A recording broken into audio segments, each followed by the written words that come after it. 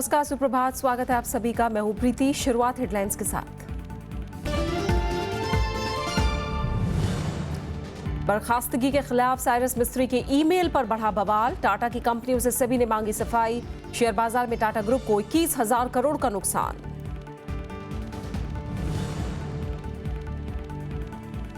नवजोत सिंह सिद्धू को supreme court से झटका। 2009 के चुनाव में गड़बड़ी के आरोप में मुकदमा चलाने का आदेश। 25 लाख से ज्यादा खर्च करने और पसंद के अफसर को रिटर्निंग बनाने का आरोप।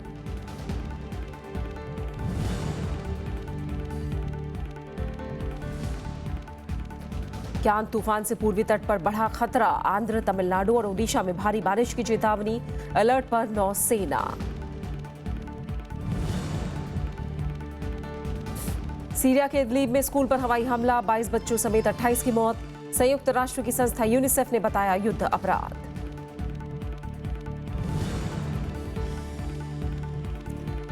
और Asian champions trophy hockey tournament में भारत की जीत का सिलसिला बरकरार। अंतिम लीग मैच में मलेशिया को 2-1 से मात।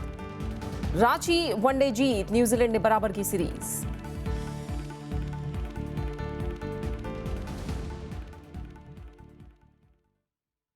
भारत और न्यूजीलैंड एनएसजी सदस्यता के मुद्दे पर मतभेदों को दूर करने में कामयाब हुए हैं। न्यूजीलैंड के प्रधानमंत्री जॉन की और प्रधानमंत्री नरेंद्र मोदी के बीच बातचीत में आतंकवाद से निपटने में सहयोग बढ़ाने पर भी सहमति बनी। आर्थिक सहयोग और मुक्त व्यापार समझौते के लिए भी दोनों देशों ने कदम आगे बढ़ाए हैं। न्यूजीलैंड के प्रधानमंत्री जॉन की और प्रधानमंत्री नरेंद्र मोदी के बीच मुलाकात में द्विपक्षीय रिश्तों की मजबूती पर चर्चा हुई। एनएसजी सदस्यता के मुद्दे पर मतभेद दूर करने के लिहाज से बातचीत कारगर रही। इस मामले पर अलग राय रखने वाले न्यूजीलैंड ने रचनात्मक सहयोग का भरोसा दिया। साथ ही सदस्य देशों के बीच भी भारत के पक्ष में राय बनाने के लिए काम करने की बात कही। Also stated that New Zealand would continue to contribute constructively to the process currently underway in the NSG to consider India's membership. New Zealand is committed to working with the NSG members to reach a decision and as soon as possible. I am also thankful to Prime Minister Key for New Zealand's constructive approach to the consideration of India's membership of the nuclear supply group.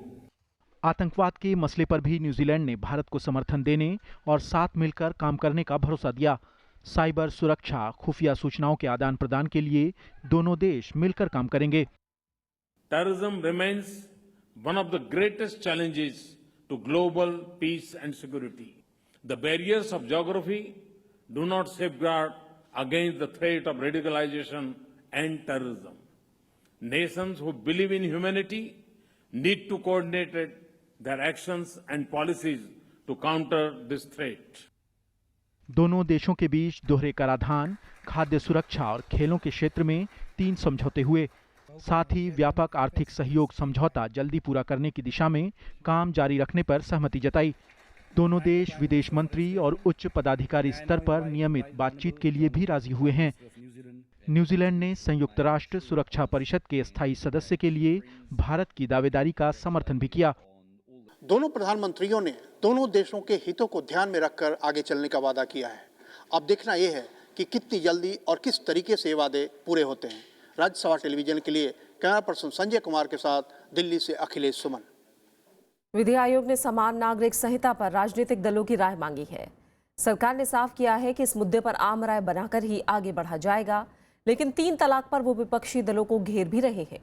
Congress ने कहा है कि सरकार 3 तलाक को मुद्दा बनाकर राजनीतिक लाभ उठाने की कोशिश में है। विधि आयोग ने राजनीतिक दलों को प्रश्नावली भेजकर 21 नवंबर तक जवाब देने को कहा है। आयोग राजनीतिक दलों के प्रतिनिधियों के साथ बैठक पर भी विचार कर रहा है। आयोग के अध्यक्ष सेवानिवृत्त न्यायाधीश बीएस चौहान ने सभी राजनीतिक दलों के प्रमुखों को चिट्ठी भी लिखी है। देश में फिलहाल 7 राष्ट्रीय पार्टियां हैं और 49 राज्य आधारित राजनीतिक दल हैं। इस बीच सूचना और प्रसारण मंत्री एम वेंकैया नायडू ने कहा कि समान नागरिक संहिता को बिना आम सहमति के नहीं लाया जाएगा। उन्होंने कहा कि कांग्रेस, समाजवादी पार्टी और बहुजन समाज पार्टी को 3 तलाक के बारे में राय स्पष्ट करनी चाहिए। मजहब का नाम पे किसी के साथ कोई भेदभाव नहीं होना चाहिए। आप इससे सहमत है नहीं है? इसका समाधान दीजिए। क्या आप अन्याय करना चाहते हैं मुस्लिम महिलाओं को? समाजवादी, बहुजन समाजवादी और उनका जो पहले गार्डियन कांग्रेस पार्टी, सब तीनों समाधान दिए तो अच्छा होगा। कांग्रेस ने आरोप लगाया कि सरकार जरूरी मुद्दों को छोड़कर 3 तलाक पर बहस को बढ़ावा दे रही है। पार्टी ने कहा कि इससे लगता है कि केंद्र सरकार इससे राजनीतिक लाभ उठाना चाहती है। There are umpteen number of issues facing this country, and Venkaiah Naidu is a senior minister, and other senior ministers of his government also, day in and day out issuing statement on triple talaq, as if that is the only issue in this country. Let it be left to the community to make any change or reform in this. आयोग ने 7 अक्टूबर को लोगों से समान नागरिक संहिता और 3 तलाक पर राय मांगी थी। हालांकि मुस्लिम पर्सनल लॉ बोर्ड समेत कई संगठन इसका विरोध कर रहे हैं। इनका आरोप है कि आयोग सरकार के एजेंडे को आगे बढ़ा रहा है। Bureau report, Rajya Sabha TV.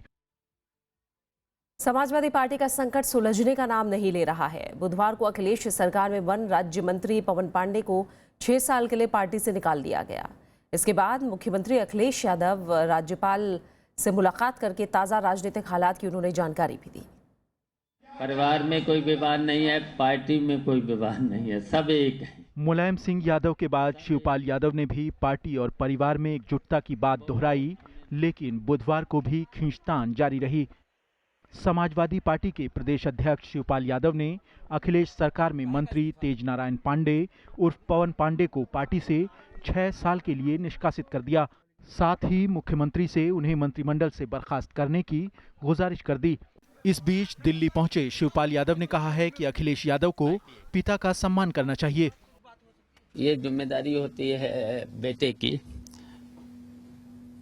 परिवार के जो बड़े लोग हैं, सीनियर लोग हैं या फिर पिता हैं, उनका सम्मान करें, ये ड्यूटी होती है। तो क्या सम्मान नहीं करें अखिलेश उनका?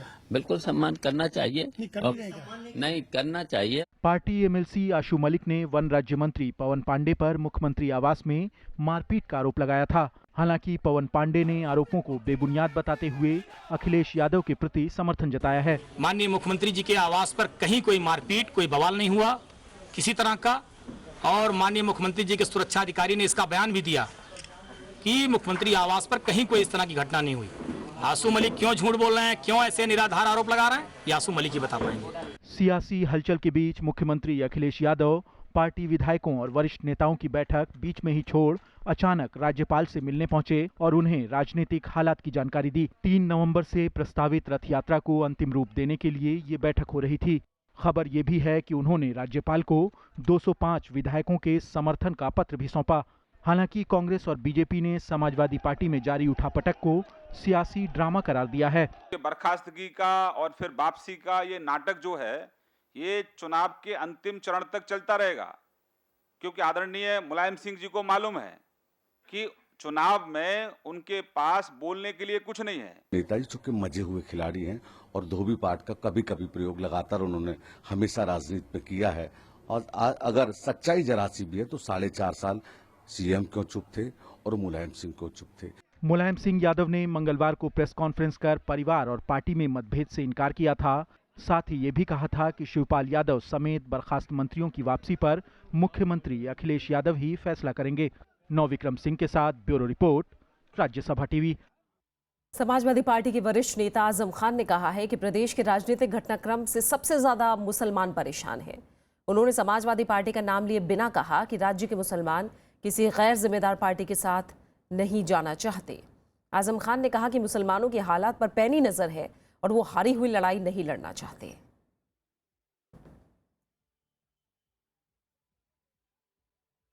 कर्नाटक के पूर्व मुख्यमंत्री और बीजेपी प्रदेश अध्यक्ष बीएस येदियुरप्पा को बुधवार को अदालत से बड़ी राहत मिली। कोर्ट ने उन्हें और बाकी आरोपियों को 40 करोड़ रुपए के भ्रष्टाचार के मामले में बरी कर दिया। सीबीआई की विशेष अदालत ने कर्नाटक के पूर्व मुख्यमंत्री बीएस येदियुरप्पा को 40 करोड़ रुपए के भ्रष्टाचार मामले में बरी कर दिया है।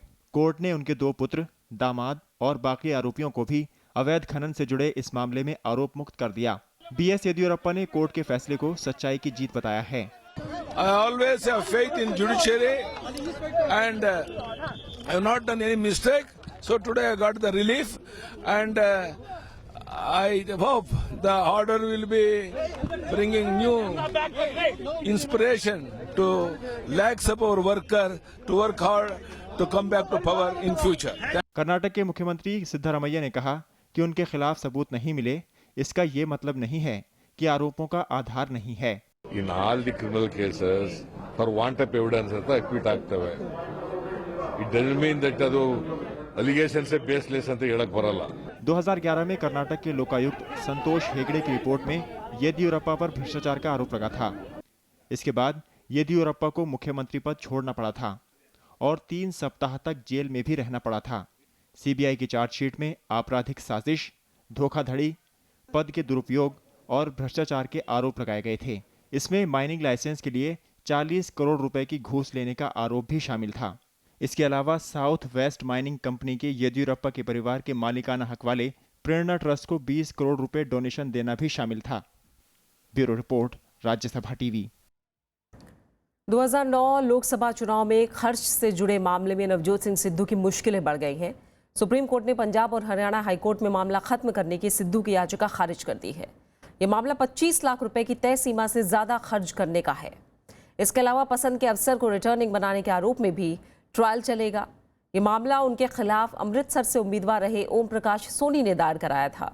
उन्होंने सिद्धू पर 25 लाख से ज्यादा खर्च करने का आरोप लगाया है। और खबरें जारी हैं। फिलहाल रुक रहे एक छोटे से ब्रेक के लिए।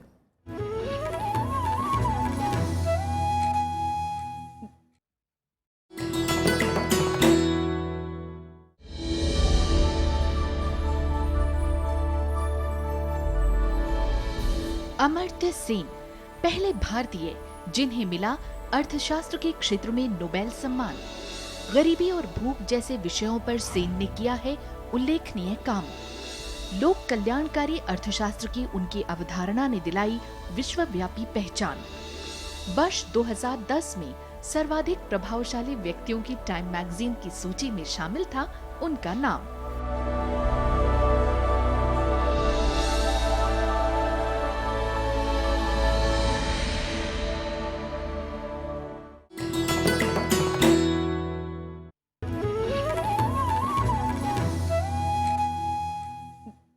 पूर्व सैनिकों के लिए ओआरओपी योजना में खामियों को दूर करने के उपाय सुझाने के लिए गठित समिति ने अपनी रिपोर्ट रक्षा मंत्री मनोहर पर्रिकर को सौंप दी। सरकार ने ओआरओपी में विसंगतियों की पूर्व सैनिकों की दलीलों के बाद इन्हें दूर करने के उपाय सुझाने के लिए पटना हाईकोर्ट के सेवानिवृत्त मुख्य न्यायाधीश एल नरसिम्हन रेड्डी की अध्यक्षता में एक सदस्यीय समिति का गठन किया था। इस समिति ने देश भर के 20 शहरों में पूर्व सैनिकों से बात करके उनके सुझाव हासिल किए।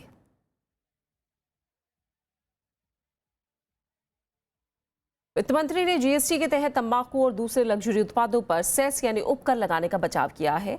उन्होंने फेसबुक पर लिखा है कि इससे राज्यों को राजस्व नुकसान की भरपाई में मदद मिलेगी। उन्होंने कहा कि अगर नुकसान की भरपाई के लिए कर्ज लिया गया तो इससे केंद्र की देनदारी बढ़ेगी। वित्त मंत्री ने जीएसटी में कर की 4 दरों को सही बताया है। ये दर 6, 12, 18 और 26% हो सकती है। जरूरी सामानों पर कम कर चलेगा जबकि लग्जरी उत्पादों पर अधिक टैक्स लगेगा। वित्त मंत्री ने कहा कि समाज का अलग अलग तबका अलग अलग उत्पादों का उपयोग करता है, इसलिए इन उत्पादों पर कर की अलग अलग दरें जरूरी हैं। प्रधानमंत्री ने कारोबार सुगमता पर विश्व बैंक की ताजा रिपोर्ट की पड़ताल करने को कहा है। इस पर प्रधानमंत्री ने सभी संबद्ध विभागों से रिपोर्ट मांगी है और कमजोर क्षेत्रों में सुधार करने को कहा है। कारोबार सुगमता पर विश्व बैंक की ताजा रिपोर्ट में भारत 190 देशों में 130वें पायदान पर है। मासिक समीक्षा बैठक प्रगति में प्रधानमंत्री नरेंद्र मोदी ने कहा कि आम बजट को पेश करने की तारीख 1 महीने पहले करने पर काम चल रहा है।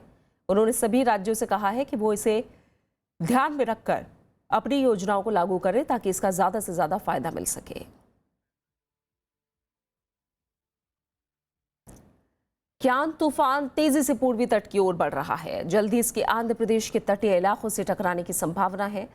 तूफान के मद्देनजर नौसेना को अलर्ट पर रखा गया है। बंगाल की खाड़ी में उठे क्यान तूफान का आंध्र प्रदेश तट की ओर बढ़ना जारी है। इसके जल्द ही तटीय इलाकों तक पहुंचने की आशंका है। फिलहाल ये विशाखापत्तनम से 570 किलोमीटर दूर बंगाल की खाड़ी में केंद्रित है। अगले 24 घंटे में इसकी तीव्रता में इजाफा होने की उम्मीद है।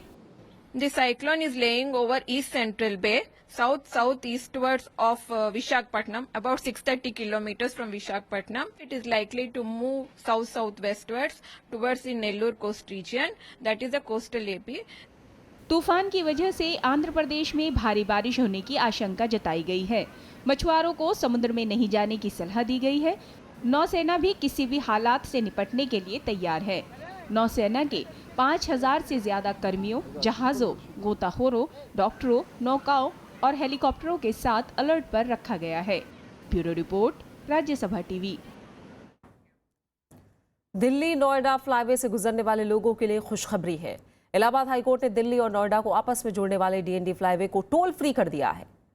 Federation of Noida residential welfare society ने लागत की वसूली पूरी होने के बाद टोल टैक्स वसूलने को 2012 में हाईकोर्ट में चुनौती दी थी।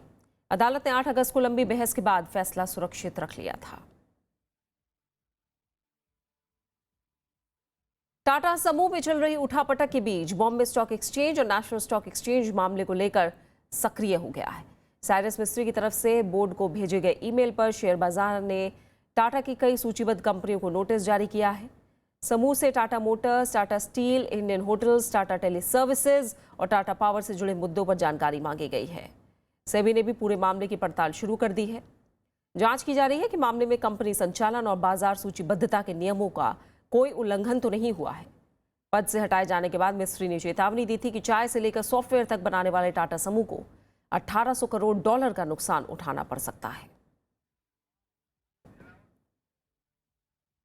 राजधानी दिल्ली के अस्पतालों में फायर सेफ्टी से जुड़ी सुविधाएं ना के बराबर हैं।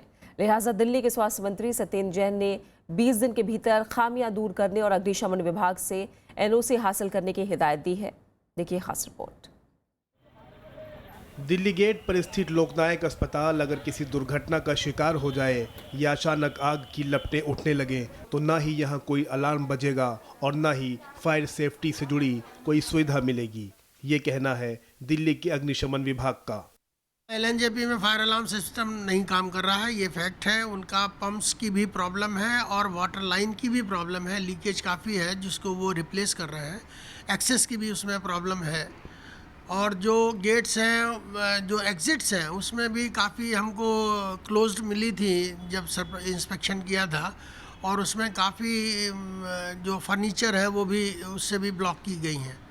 हालांकि लोकनायक अस्पताल के मेडिकल सुपरिंटेंडेंट ने पीडब्ल्यूडी और दिल्ली फायर सर्विस के निरीक्षण के बाद जल्द ही एनओसी मिलने की उम्मीद जताई है। हमारे पास सिस्टम मौजूद है, उसमें थोड़ी डेफिशिएंसीज हैं, उसको पूरा करते ही हमारा सारा सिस्टम जो है वो पूरा चल पड़ेगा और वो 1 सप्ताह के अंदर अंदर हमको इंश्योर करना है। हमने फायर सेफ्टी टीम को 1 सप्ताह बाद दोबारा बुलाया है दूसरी इंस्पेक्शन के लिए। उसके बाद हमें उम्मीद है कि हमें एनओसी मिल जाएगा।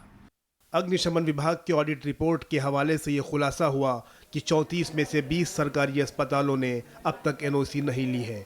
लिहाजा दिल्ली सरकार ने 3 हफ्ते के भीतर एनओसी हासिल करने के निर्देश दिए हैं। मोहम्मद फातेह टीपू, राज्यसभा टीवी। उपराष्ट्रपति मोहम्मद हामिद अंसारी ने कहा है कि पुस्तकालयों का लोगों तक मुफ्त और समान तरीके से सूचना पहुंचाने में अहम भूमिका है। मौका था असम के तेजपुर में लाइब्रेरी एंड इंफॉर्मेशन नेटवर्किंग के कार्यक्रम की शुरुआत का। उपराष्ट्रपति ने पुस्तकालयों को डिजिटल और सोशल मीडिया के इस्तेमाल पर जोर दिया है। उपराष्ट्रपति मोहम्मद हामिद अंसारी ने बुधवार को असम के तेजपुर में national convention on knowledge, library and information technology का उद्घाटन किया।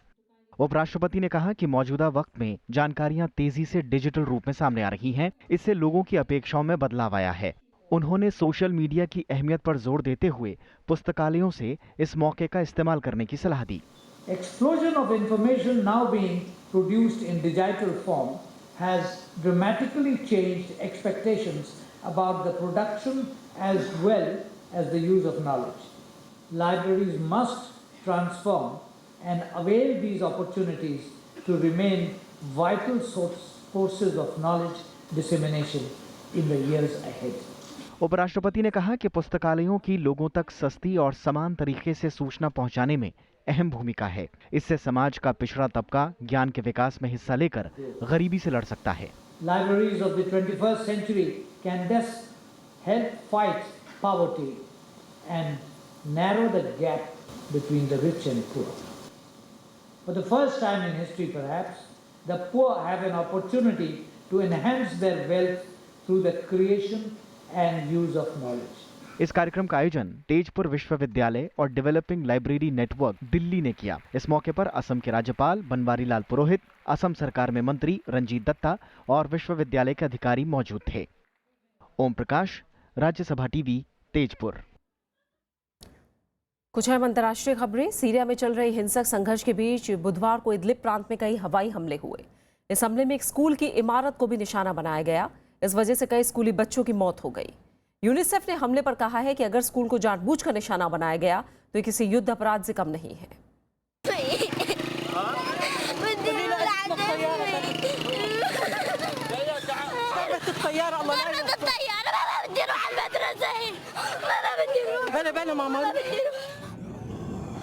सीरिया के इदबिल में हो रहे हवाई हमलों ने इन बच्चों के दिल में खौफ पैदा कर दिया है। बुधवार को हुए हमले में हास गांव का एक स्कूल मलबे में तब्दील हो गया। हमले में कम से कम 30 से ज्यादा लोगों के मारे जाने की खबर है। मरने वालों में ज्यादातर बच्चे हैं, जबकि घायलों में कई लोगों की हालत नाजुक बनी हुई है। इलाके में दहशत का माहौल है।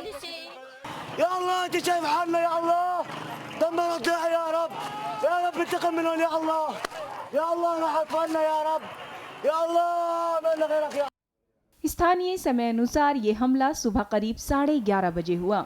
इस वक्त बच्चे स्कूल से अपने घर जाने के लिए निकल रहे थे। Syria observatory for human rights समूह के मुताबिक मरने वालों में ज्यादातर स्कूल छात्र हैं। युद्धक विमानों ने इलाके में कई बार बम बरसाए।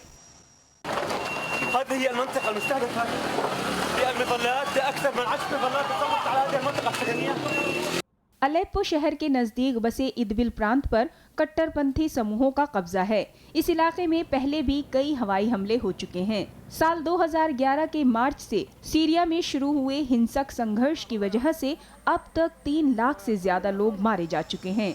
Bureau report, Rajya Sabha TV. Italy में बुधवार को भूकंप के तेज झटके महसूस किए गए। 2 घंटों के भीतर भूकंप का एक और झटका महसूस किया गया है, जिसका असर राजधानी रोम में भी देखा गया। रिक्टर स्केल पर इसकी तीव्रता 5.6 मापी गई है। इसके 2 घंटे के भीतर 6.1 की तीव्रता वाला दूसरा झटका महसूस किया गया। रोम में ऐतिहासिक इमारतों को नुकसान हुआ है। फिलहाल किसी के हताहत होने की खबर नहीं है। 2 महीने पहले भी मध्य इटली के कई शहरों में भूकंप आया था, जिनमें कम से कम 300 लोग मारे गए थे। और बात खेलों की। हॉकी टीम ने एशियन चैंपियंस ट्रॉफी में शानदार सफर जारी रखते हुए अंतिम ग्रुप मैच में कल मेजबान मलेशिया को मात दे दी। टूर्नामेंट के 5वें और आखिरी राउंड में रॉबिन मैच में क्वांटन में भारत ने मेजबान मलेशिया को 2-1 से हरा दिया। पहले हाफ में दोनों टीमें 1-1 गोल की बराबरी पर थी, लेकिन दूसरे हाफ में भारत के रुपिंदर पाल सिंह ने पेनल्टी कॉर्नर को गोल में बदलकर भारत को जीत दिलाई। भारत मंगलवार को चीन को 9-0 से हराकर सेमीफाइनल में पहुंच चुका है। सेमीफाइनल मुकाबले शनिवार को होंगे और फाइनल मैच रविवार को खेला जाएगा। वहीं अंक तालिका में भारतीय टीम 13 अंकों के साथ शीर्ष पर है।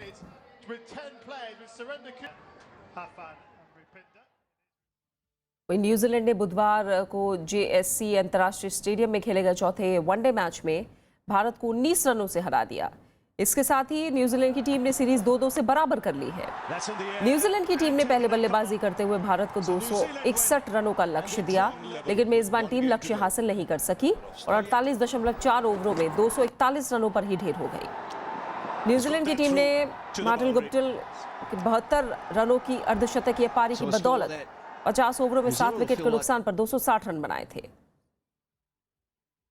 लक्ष्य का पीछा करने उतरी टीम इंडिया को अच्छी शुरुआत नहीं मिली और रोहित शर्मा जल्दी पवेलियन लौट गए। इसके बाद अजिंक्य रहाणे 57, विराट कोहली 45 के साथ दूसरे विकेट के लिए 79 रन जोड़कर टीम को संभाला।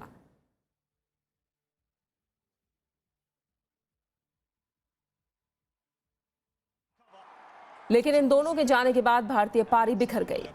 अक्षर पटेल और बाद में धवल कुलकर्णी ने जरूर कोई अच्छे शॉट लगाए, लेकिन वो दोनों भी टीम को जीत नहीं दिला पाए। इसी के साथ दोनों टीमें बराबरी पर आ गई। भारत और न्यूजीलैंड के बीच 5वां वनडे 29 अक्टूबर को विशाखापट्टनम में खेला जाएगा। बात खास शख्सियत की करेंगे। फिल्म जगत के जाने माने अभिनेता प्रदीप कुमार की आज पुण्यतिथि है। प्रदीप कुमार एक ऐसे अभिनेता थे जिन्होंने दर्शकों की निगाहों में एक राजा महाराजा के तौर पर ही अपनी पहचान बनाई। हिंदी फिल्मों में निभाए ऐतिहासिक किरदारों के लिए प्रदीप कुमार को आज भी याद किया जाता है। आइए एक नजर डालते हैं प्रदीप कुमार के फिल्मी सफर पर। दिल जो न कह सका वही राज दिल कहने की रात आई। हिंदी सिनेमा में राजसी अंदाज को नई पहचान देने वाले प्रदीप कुमार का जन्म 4 जनवरी 1925 को पश्चिम बंगाल में हुआ। 1944 में निर्माता निर्देशक देवकी बोस ने रंगमंच पर अभिनय करते देखा और फिर उन्हें बांग्ला फिल्म अलकनंदा में ब्रेक दिया। उछालो गुलों के टुकड़े के रंगीन फिजाओं में रहने की रात आई। सन 1952 में आई फिल्म आनंद मठ में फिल्म जगत ने उनके अभिनय का जौहर देखा। 50 के दशक में फिल्मकारों को अपनी फिल्मों के लिए जब भी किसी राजा, महाराजा, राजकुमार या नवाब का रोल होता तो प्रदीप कुमार को ही याद किया जाता था। खुदा करे के कयामत हो और तू आए। 1953 में बीना राय के साथ फिल्म अनारकली और वैजंती माला के साथ फिल्म नागिन में प्रदीप कुमार ने बेहतरीन किरदार निभाया। अनारकली में प्रदीप कुमार ने शहजादे सलीम की भूमिका निभाई, जिसे दर्शकों ने खूब पसंद किया। ये मेरी बदकिस्मती कि मेरे माँ बाप ने, और अगर होते तो वो मेरे साथ खड़े होते। वैसे तो प्रदीप कुमार ने कई अभिनेत्रियों के साथ काम किया, लेकिन मीना कुमारी के साथ उनकी जोड़ी ने पर्दे पर खूब रंग बिखेरा। मोहब्बत से देखा खफा हो गए हैं। लगभग 4 दशक तक अपने अभिनय से दर्शकों के बीच खास पहचान बनाने वाले प्रदीप कुमार ने 27 अक्टूबर 2001 को दुनिया को अलविदा कह दिया। वंदे वंदे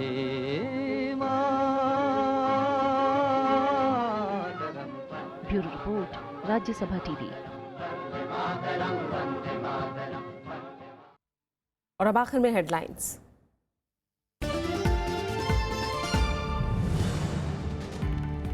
बर्खास्तगी के खिलाफ साइरस मिस्त्री की ईमेल पर बढ़ा बवाल। टाटा की कंपनियों से सेबी ने मांगी सफाई। शेयर बाजार में टाटा ग्रुप को 21,000 करोड़ का नुकसान।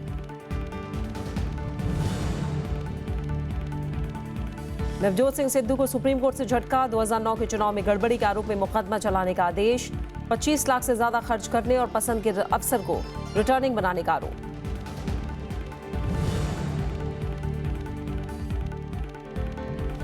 क्यान तूफान से पूर्वी तट पर बढ़ा खतरा। आंध्र, तमिलनाडु और ओडिशा में भारी बारिश की चेतावनी।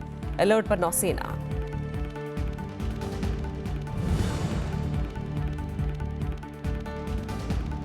सीरिया के इदलिब में स्कूल पर हवाई हमला। 22 बच्चों समेत 28 की मौत। संयुक्त राष्ट्र की संस्था यूनिसेफ ने बताया युद्ध अपराध।